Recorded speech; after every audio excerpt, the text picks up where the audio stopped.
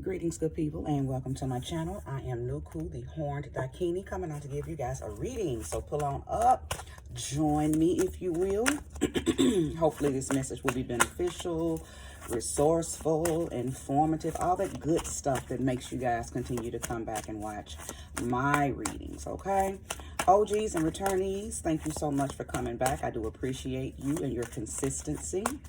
Newbies, if this is your very first time visiting my channel, welcome, welcome, welcome. You are welcome here, okay? I am delighted to have you here, Ashe, okay? I am, I'm in a zone. I'm in a optimistic, opulent zone, okay? I don't know about you guys. Scorpio season was very, very, turbulent for me, as it always is. Every year, I do not look forward to Scorpio season, not because it's not a good season, but with Scorpio being on the axis for me, it is one of the times during the year as a Taurus that a lot of my dark self comes to the front, okay? And I'm okay with that because I have a healthy understanding of my duality. However, during Scorpio season, honey, dark self comes to the front and overstays its welcome. Okay, so traversing that really makes me miss my light, dainty Venusian self. So, for those of you who know, like all of the Tauran people, if you don't even have to be a Taurus sun. If you just have a plethora of Taurus in your chart, you know exactly what I mean, right? So glad to be out of Scorpio season. It was a blessed season. You know, my money was good. All was well. It just makes me more dark and vengeful. And like I said, that's okay because I am a dark goddess. But, you know, being throttled into that and, you know, kind of being made to leave my more light, lovey, fairy self to kind of go into that dark and handle shit if need be. You know, it's a change in frequency, okay? So I'm glad to see Sagittarius season in the building, okay? I'm glad to be on the vibration of Sag, big Jupiterian energy, okay? So make sure whatever you're touching, whatever you're doing, whatever you're manifesting, you know, make sure that, number one, that you're staying very laser focused on it and that you are manifesting things that are going to elevate you. Because remember, if you don't know, or if you do know, then remember that Jupiter expands things, right?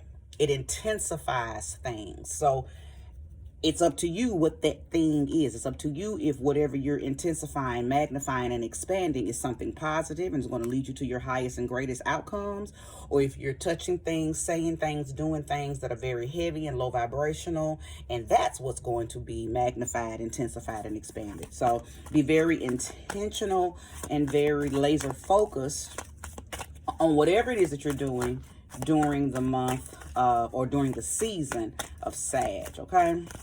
So let's go ahead and get these cards good and saturated. I always do an off video shuffle and prayers and all of that, but then I always come back on for you guys because I never want anybody to think I just pick my cards up and start moving. My cards stay. Listen, for those of you who follow me on a regular, you notice that I always keep my crystals, and my crystals are very intentional. Whatever crystal I use, it's a reason that I use said crystal, okay? So my crystals are always cleansed. My crystals are cleansed. Well, I meant to say my cards are always cleansed. They're always activated. They're always purified, okay? I have different rituals that I do for different decks, okay?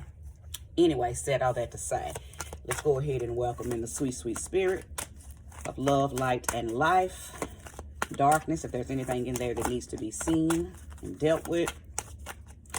Thank you, sweet spirit, for using me as a trusted and true vessel to bring about a message for the collective that will soon be here to view this reading. Ashe. Now, I was trying to get these cards back in the shuffle. They didn't want to go. So spirit is telling me to take these.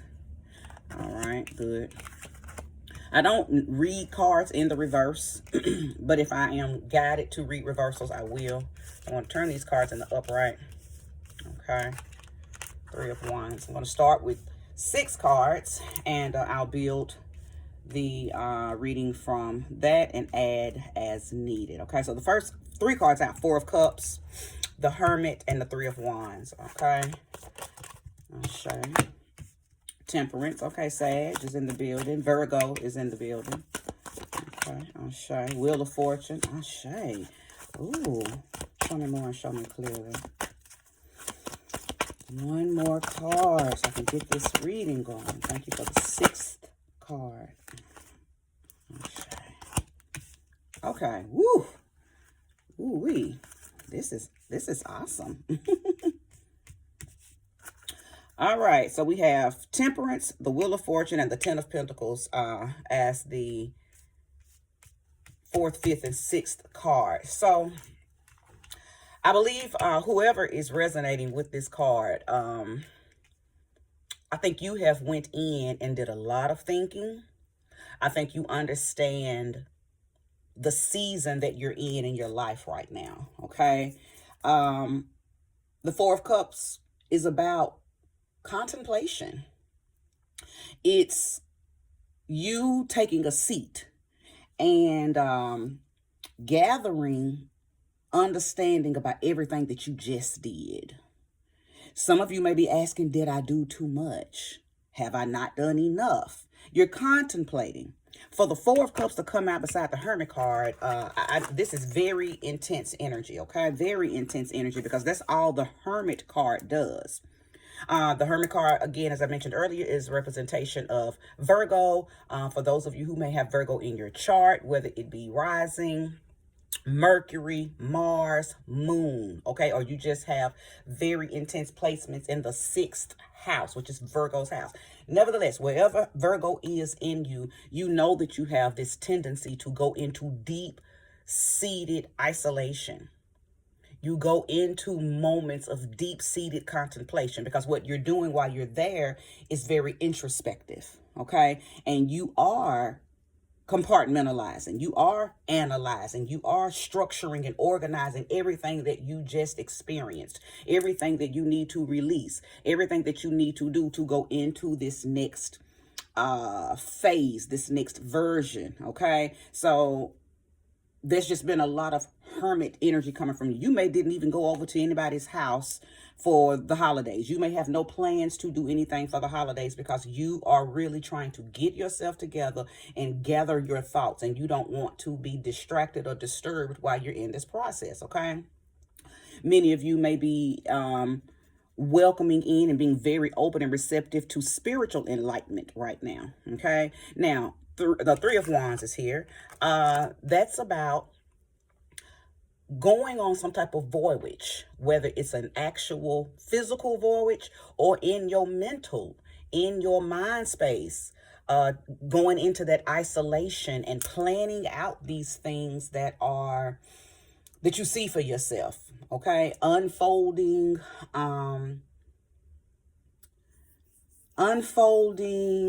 so you can expand, unfolding so you can grow. Now, many of you may be going back to school. Many of you may be going somewhere to go to school, okay? Because I am hearing the word voyage. So your voyage could very well be very physical. You could be packing up and getting ready to go somewhere to learn. It could be a spiritual expedition that you're about to embark on. But it very much just could be you expanding your education. It could be you going into higher education. So maybe you are putting all your ducks in a row because, you know, school is a it's a dedication. It's not something you can play with, especially if I'm talking to older people, okay, who are going back to school, adult education, okay? So you may be, you know, planning everything, you know, trying to get bills caught up and maybe paid up in advance so you don't have to worry about that kind of stuff, okay? So you're getting your ducks in a row. You're getting things in order so you can take this voyage, okay? I'm also seeing that some of you may be visiting some type of spiritual land. So I don't know who's going to Africa. Is somebody going to Africa? Is somebody going to Rome? Is somebody going somewhere that means something to them that's going to help extend and expand their knowledge in something? Okay, because I do see the energy of a cross-water voyage, okay? All right. The Temperance card, Sagittarius, coming out beside this Wheel of Fortune. Listen, I believe that whoever is resonating with this, you're in a very serene place in your life. Temperance is about balance. It's about moderation. Maybe you come from a bumpy past where you didn't have, or you were impulsive, or, you struggled. I'll just say that. You struggled. Okay. There could have been a lot of sacrifices made, but you did these things with so much stride and so much diligence. And I feel like I'm talking to somebody who stayed very in tune with themselves. You stayed in touch with God. You stayed the course. Yeah, you stayed the course.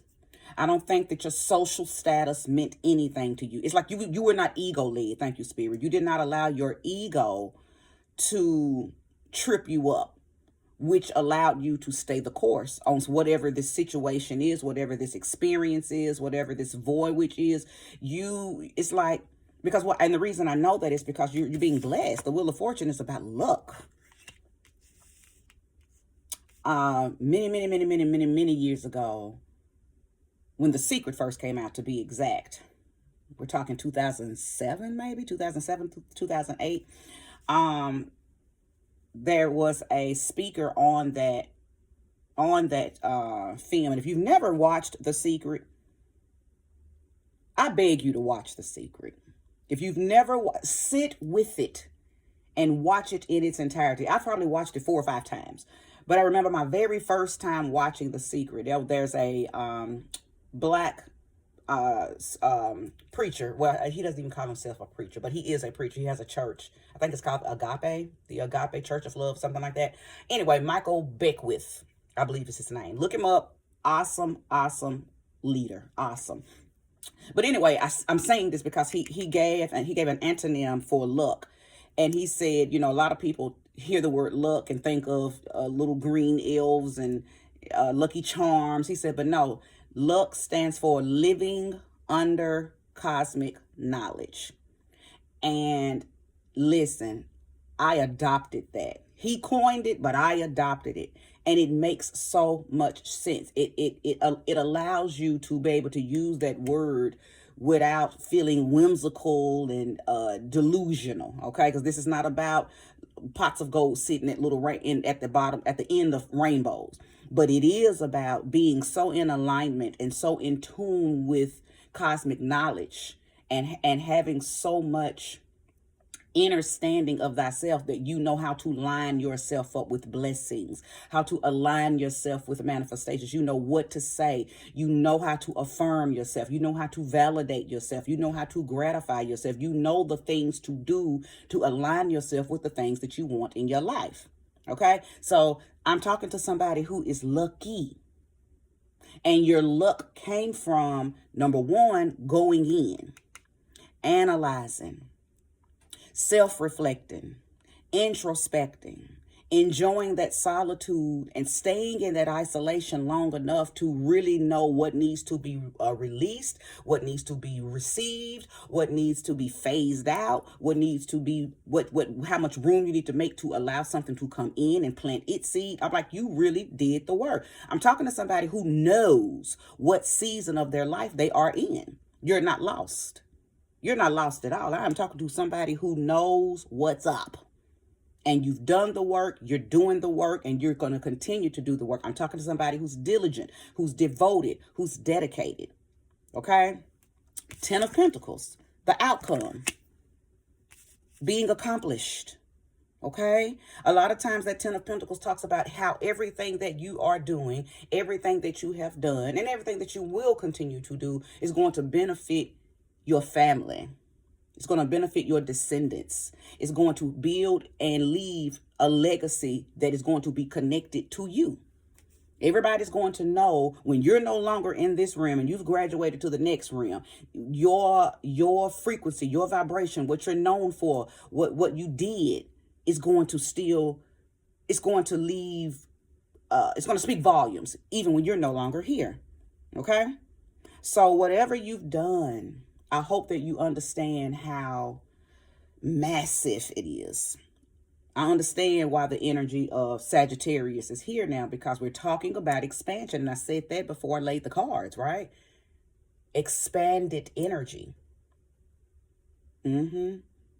Something about religion, not just spirituality, but something about religion is going to play a major role in this as well. Whether it's a turning point and you are merging religion with spirituality, or you're leaving religion for spirituality, or maybe you're leaving spirituality to get into to move into something a little more founded and a little more structured as religion. I don't know. Place the energy where it belongs, but I do know that whatever it is, it's you're not being coerced or what's the word, influenced by said thing. You're not being influenced by anything. You're making a sound decision to go this way, religion, go that way, spirituality, or merging the two because of your own personal growth, your own personal experience, your own personal reasons for expanding. Okay, so talking to somebody who's just, you've been doing the work. My goodness, you've been doing the work, and it's going to pay off in many, many different ways. Okay, thank you, sweet spirit. Show me more and show me clearly. If you're resonating with this message thus far, go ahead and hit that like, subscribe, comment if you like. Thank you. Show me more and show me clearly. Okay, like a popped. The Lovers. Yes, indeed. Well, I said earlier that I'm talking to somebody who's very diligent, very dedicated, right? Well, the Lovers card is a card of commitment.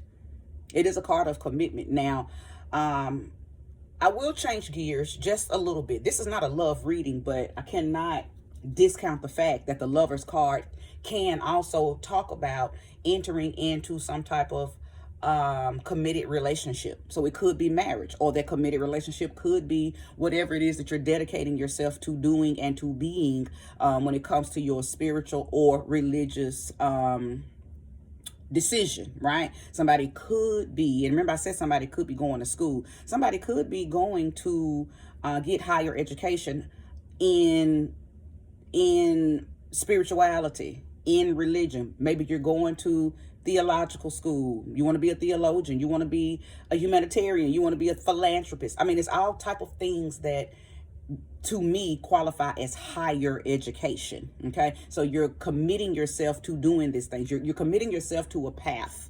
Okay, a path that is in alignment with love, higher love, self-love. And it could be talking about actually committing yourself to someone. Somebody may have grown up. Maybe you've been a player, and now you see the significance in having a significant other, and you have found him, you have found her, and it is real, and you are ready, and you are committing to her, you are committing to him. Okay? Marriage could be in the very near future for some of you, because you've made a decision. You've actually chosen to commit to someone, not just verbally, but, you know, through the rites of marriage. Okay? Ashe.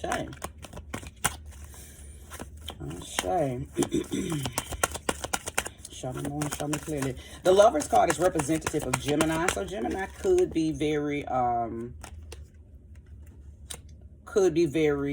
Gemini could be a relevant sign for you if you resonate with this reading, okay? The Tower card.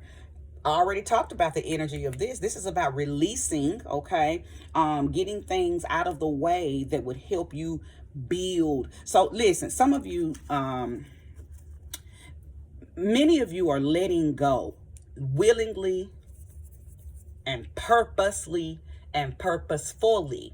You're letting go of things. You're releasing people, places, things, patterns, behaviors, experiences, cycles that just no longer serve you. Now, the Tower in a lot of readings could talk about the universe coming and just knocking shit down, smashing it, destroying it, demolition. But that's not what I'm getting from this Tower card in this particular reading. You are dismantling said thing. Nobody or nothing is coming and destroying it. You are destroying it yourself. You are deconstructing and reconstructing your life. You are releasing these things willingly. You didn't have to go, and right now I'm about to be very specific. You didn't have to go to the rehab. You made a sound decision. I want better for myself. I want to be clean. I want to be healthy. You stopped your bad habit. This was self-propelled deconstruction. You didn't have to hit rock bottom. You didn't have to overdose. You made a decision. You woke up one day and said, oh no, I don't like what I've been doing, and it is time out for that. So again, talking to somebody who is very, very self-motivated, you're seasoned. Whoever I'm talking to, you're very seasoned. You know exactly what to do. You know exactly what you've been doing. You knew exactly how to stop it and when to stop it. And you know exactly how to get yourself on that path and keep it on the straight and narrow. I'm talking to somebody who's very self-directed. Even if you were doing things that you didn't have any business doing, nobody influenced you. I'm not talking to somebody who's been easily influenced and easily infiltrated. Every decision that you made that may have not been to the best, it wasn't because you were infiltrated or influenced or peer pressured, none of that. You made decisions to do things, right? Even if they were bad and wrong and dark and nefarious, you made those decisions all by yourself. So it was easy for you to face you and fix those things, and because you didn't have other people in the way. You didn't have other people that you had to hold accountable because they helped you do it, and they had to hold your hand because y'all did that together, and now you're trying to none of that. You did your dirt by yourself. So you was also able to go back and undig that dirt, right? So again, talking to somebody who is very self-propelled.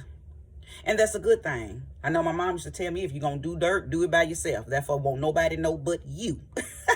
So I'm talking to somebody whose grandma or mom, or maybe they just knew that, on their own, or maybe your dad, granddad, somebody who's moving like that. You used to do stuff. Nobody knew the stuff that you did other than you. And, it made it a lot easier for you to fix those things, or to just stop doing those things and take a whole nother route. Okay. But yeah, this is a tower that you're knocking down and you're rebuilding it block by block, brick by brick, with all of this new energy, all of these new decisions that you're making, all of this peaceful, lucky, accomplished energy. Many of you are building homes on new grounds, proverbial new homes and real new homes. Okay. Many of you are building solid relationships and solid commitments with new people. New people that better fit this version of you. Many of you are going to go take these voyages, going to school off across waters, or moving to another state, moving to wherever. Okay, the voyage that I'm speaking about earlier. And you're going to meet people there that are going to blow your mind, because they're going to be like you. Or they're going to have the knowledge that you are going to this land to receive. Okay, so you're going to meet new high vibrational kindred spirits. Okay. And I love that for you. If you're resonating with this message, go ahead and like. Many of you are going to meet your partner over there. You're going to meet this commitment, this person that you're going to stay committed to. For those of you who are resonating with this because you're ready for love, you're ready for commitment, you're ready for marriage, you're ready for something long term, you're going to meet them in another land. They're going to be somewhere else. They're not where you are. They're going to be where you're going. Okay. All right. Show me more and show me clearly. Knight of Wands. The Knight of Wands is someone that forges ahead. Sometimes a little impulsively, but in this case, it's not impulsively. You just know it's time. You just know it's time, and you have that fire in you right now. Something has lit your fire. Something has gave you the go ahead. Something has told you, okay, it's time, and you know it, and you're doing it. You're headed.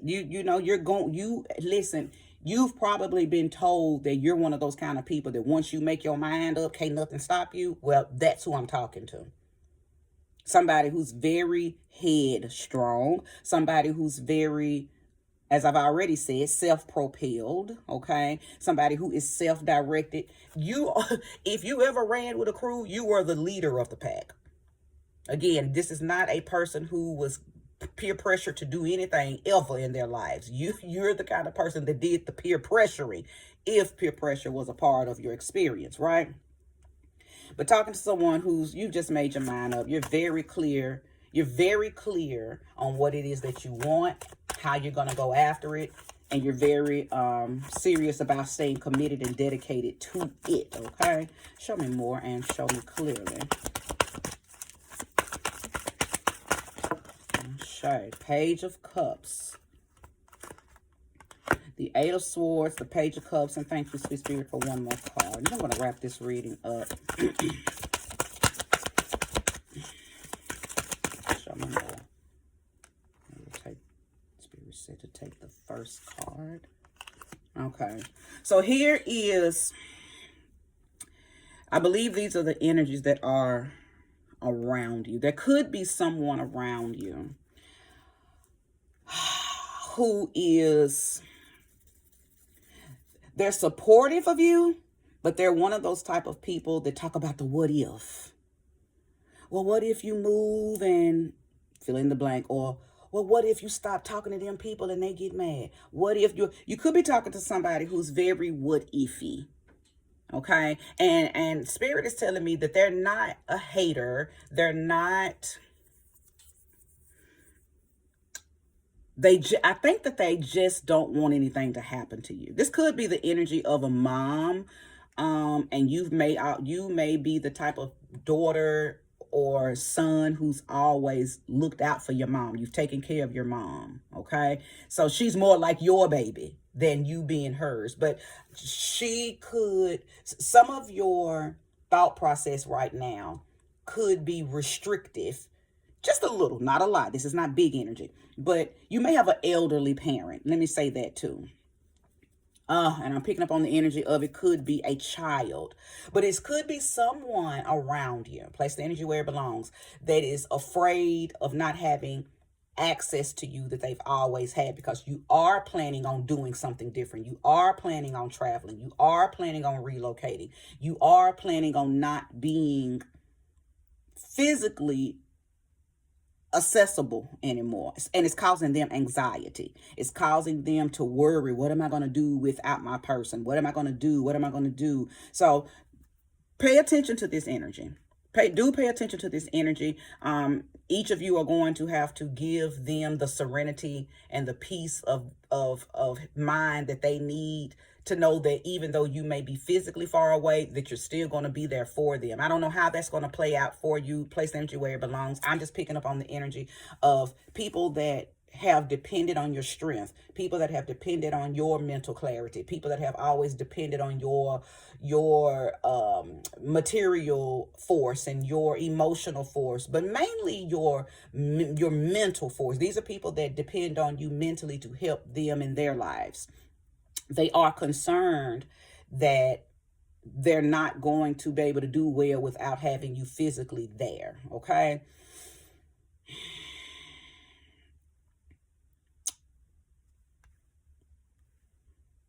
I think they're thinking about all the different case scenarios and all the different possibilities that could be negative and daunting.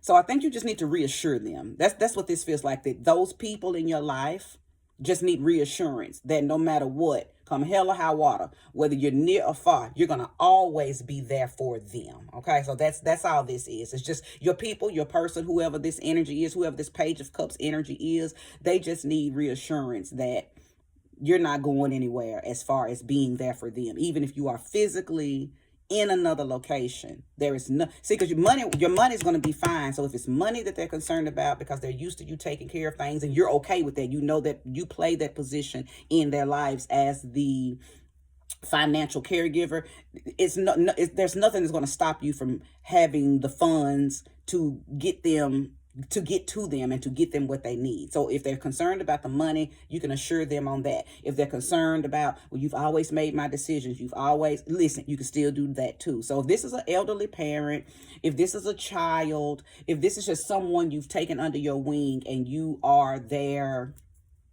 caretaker, so to speak. Okay. They don't have to be sick for you to be their caretaker. Okay. Again, if it's a child, we know, why they're thinking this way.